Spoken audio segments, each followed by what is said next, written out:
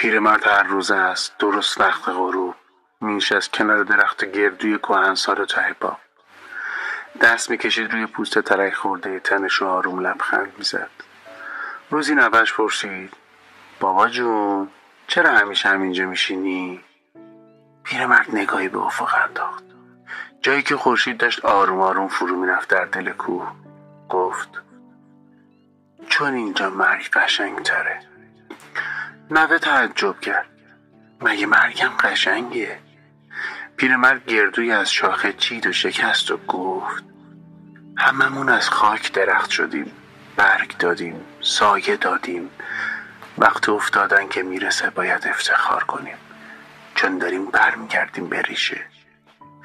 اون شب پیرمرد دیگه به خونه برنگشت. فقط یه نسیم آروم برگ‌های گردو رو تکون میداد و آسمون پر از ستاره بود. تو بگیرم خودم، فقط برای تو بمیرم. قفس شدم که نشکنن پراتو، نه که بری کسی ندونه جاتو.